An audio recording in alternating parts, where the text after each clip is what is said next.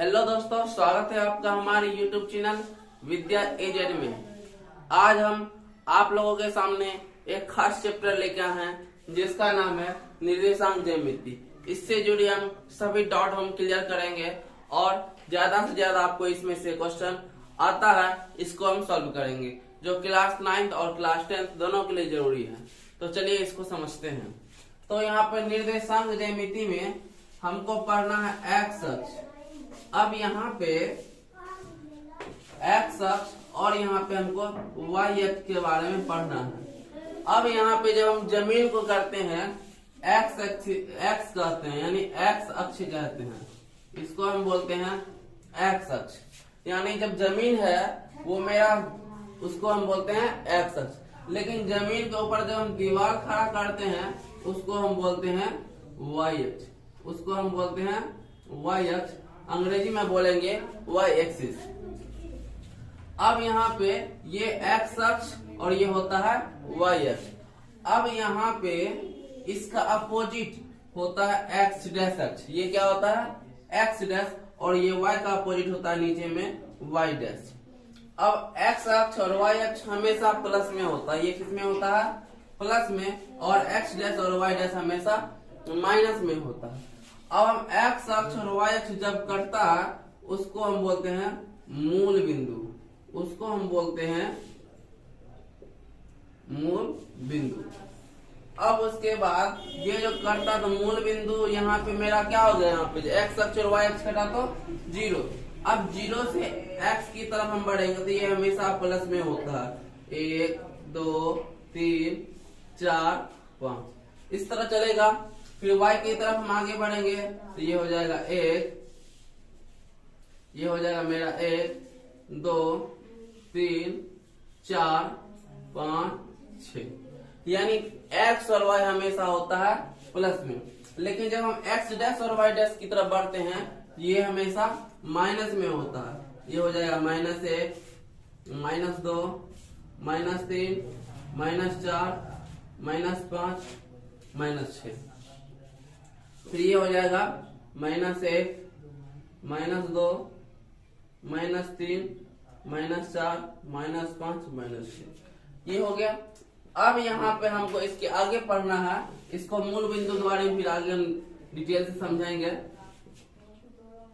अब यहाँ पे हमको समझना क्या है कि एक्स वाई हमको प्लस में होता है और X dash Y dash minus में होता है।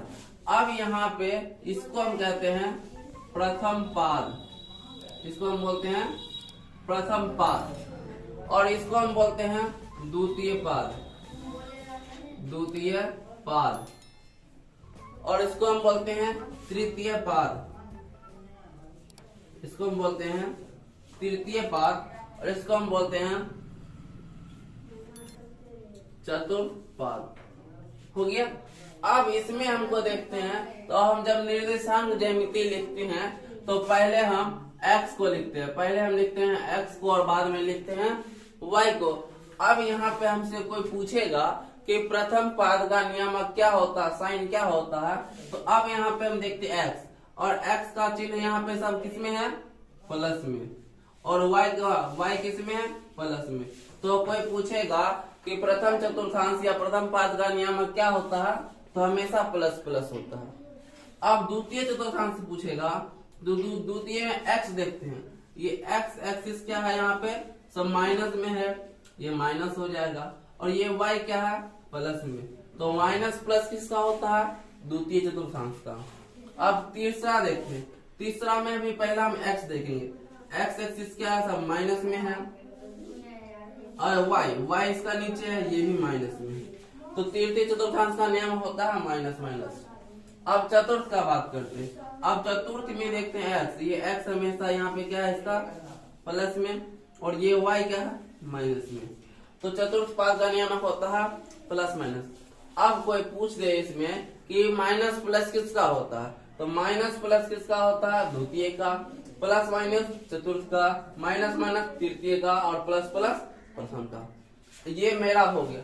अब हमसे कोई पूछेगा, क्वेश्चन आएगा कि 2 -5 किस चतुर्थांश में है। अब 2 - 5 किस चतुर्थांश में है? तो अब यहाँ पे 2 देखते हैं, x है। अब x का 2 कहाँ आएगा? x का 2 यहाँ आएगा।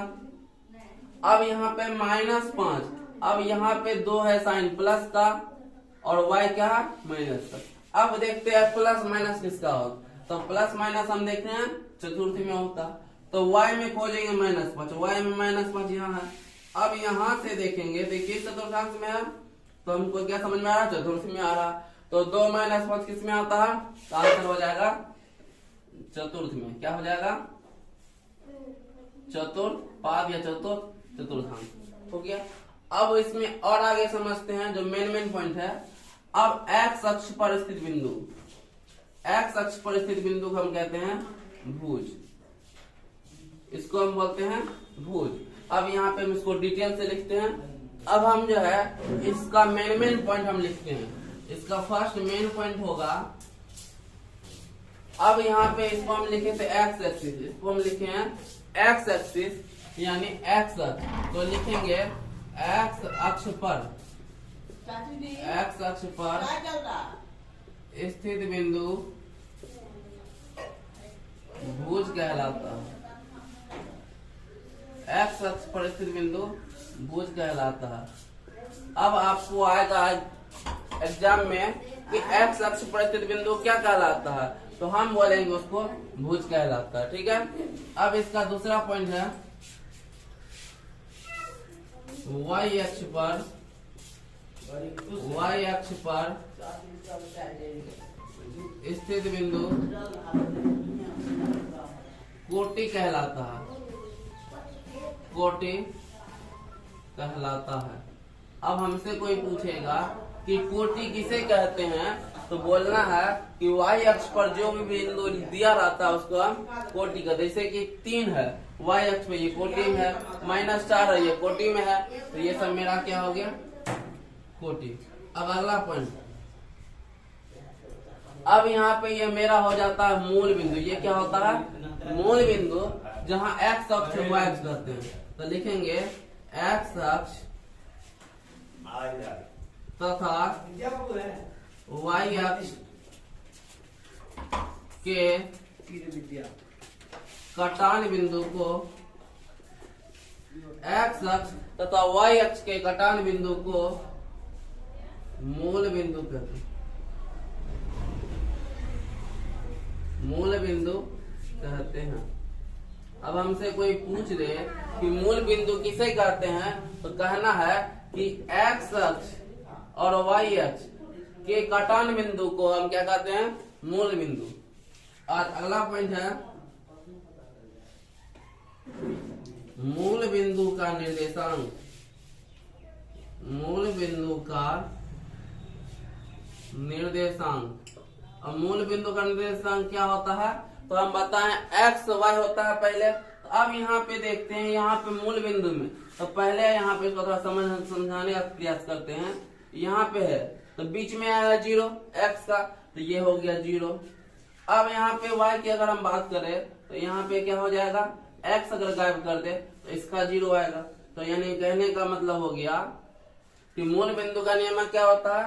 0 0 होता है। मूल बिंदु का निर्देशांक 0 0 होता है। हो गया। अब यहाँ पे x अक्ष को हम क्षैतिज रेखा कहते हैं। x अक्ष को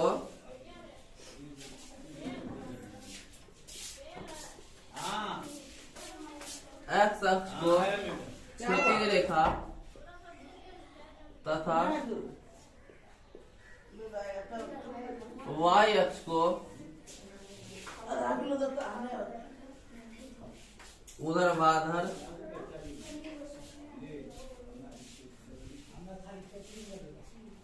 ऊर्ध्वाधर रेखा कहते हैं। अब यहाँ पे हमको फिर से एक बार रिवीजन कर लेते हैं। x अक्ष पर स्थित बिंदु भुज कहलाता है। ये जितना भी ये सब मेरा हो गया भुज। y अक्ष पर स्थित बिंदु को हम ये कोटि कहते हैं, ये सारे बिंदु को हम कोटि कहते हैं। अब x अक्ष तथा y अक्ष के कटान बिंदु को मूल बिंदु कहते हैं। ये x अक्ष और y अक्ष जिस पॉइंट पे कटा, ये मेरा हो गया कटान बिंदु को मूल बिंदु कहेंगे। और इसका नियामक होता है 0 0। क्या होता है? 0 0। और मूल बिंदु को क्षैतिज रेखा, ये जो एक्स एक्सिस है इसको हम क्षैतिज रेखा कहते हैं और वाई एक्सिस को कहते हैं ऊर्ध्वाधर रेखा कहते हैं। ठीक है।